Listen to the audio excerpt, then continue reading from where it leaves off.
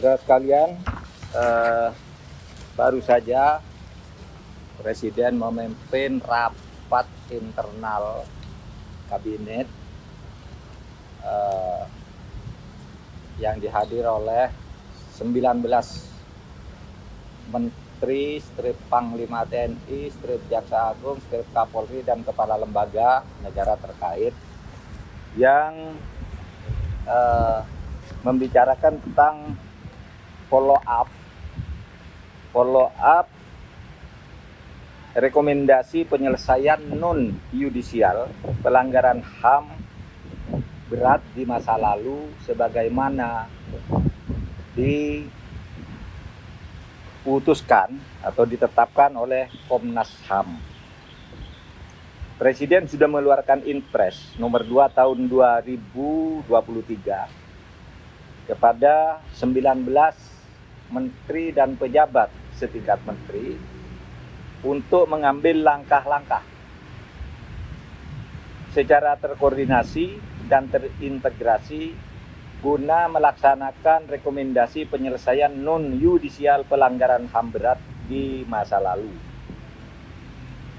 Ini ditekankan bahwa rekomendasi ini adalah menitik beratkan perhatiannya pada korban, bukan pada pelaku pelanggaran HAM berat di masa lalu.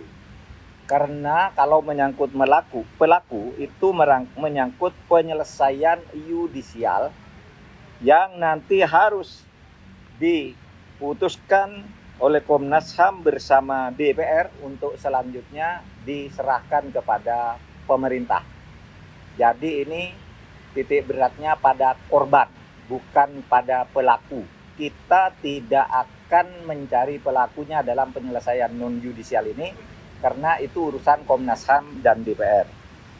Yang kedua, di dalam rekomendasi penyelesaian non-yudisial itu tidak ada permintaan maaf dari pemerintah kepada masyarakat karena peristiwa itu, tetapi pemerintah menyatakan mengakui bahwa peristiwa itu memang terjadi dan pemerintah menyesali keterjadinya peristiwa itu.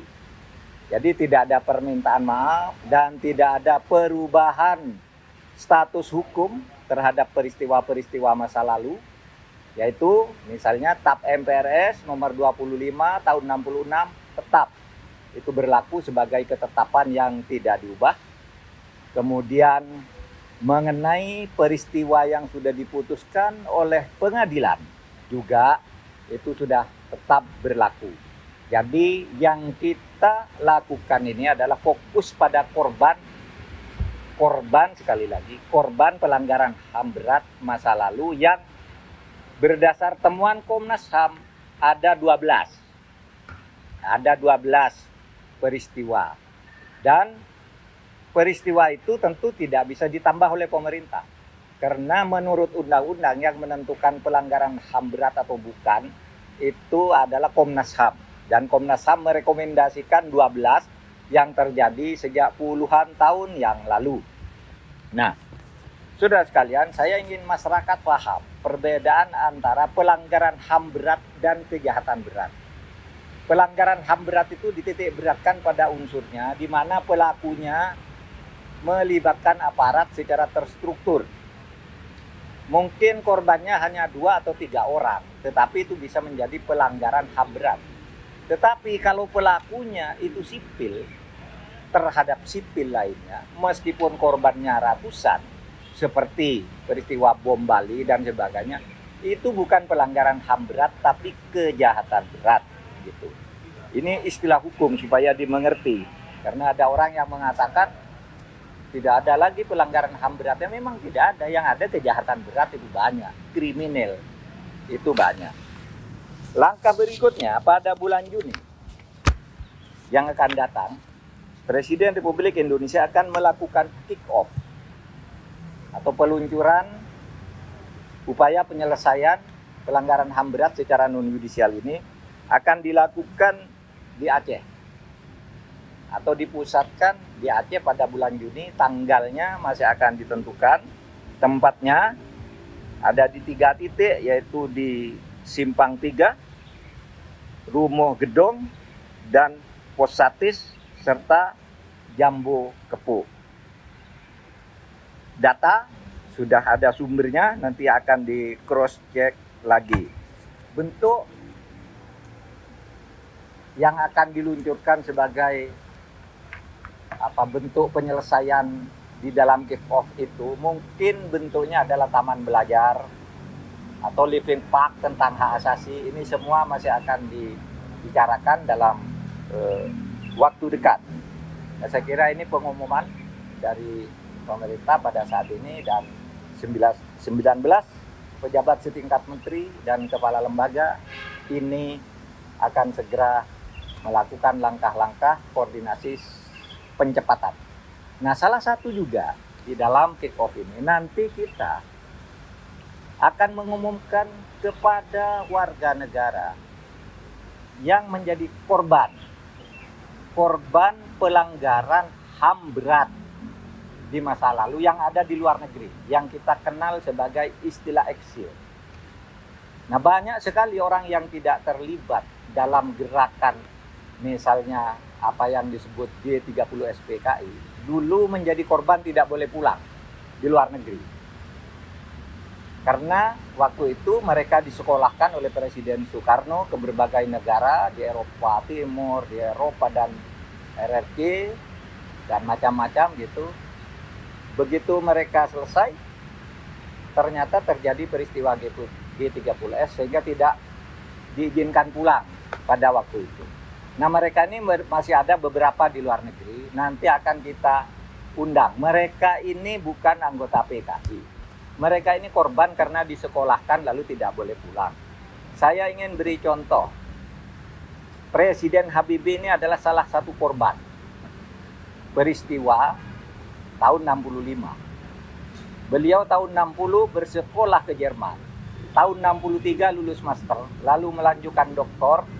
Lulus doktor, persis pada akhir tahun 65 terjadi peristiwa G30 SPKI. Beliau termasuk orang yang semula tidak boleh pulang. Tetapi pada tahun 74 ketemu dengan Presiden Soeharto ketika berkunjung ke Jerman, dan kebetulan mereka kenal. Ditanya, Habibie, kok kamu ada di sini? Saya tidak boleh pulang, Pak. Lalu kenapa? Ada kebijakan. Karena peristiwa 65 kami tidak boleh pulang. Lalu oleh Pak Harto diajak pulang, dan jadilah dia orang besar, ya, orang besar yang kemudian menjadi presiden. Nah, korban yang seperti ini, orang yang sekolah, bukan terlibat gerakan 30 September, hanya disekolahkan saja. Sekarang masih ada beberapa di luar negeri. Menurut Menkumham tadi masih ada 39 orang. Nanti ini akan kita cek satu persatu. Meskipun mereka memang tidak mau pulang, mereka tidak mau pulang. Tetapi mereka ini akan kita nyatakan sebagai warga negara yang tidak pernah mengkhianati negara. Karena untuk pengkhianatan terhadap negara itu sudah selesai di pengadilan Mahmiluk, sudah selesai di era reformasi, di mana screening dan sebagainya dihapus, dan kemudian semua warga negara diberi hak yang sama di depan hukum dan pemerintahan. Demikian dari saya, cukup, tidak ada pertanyaan ya.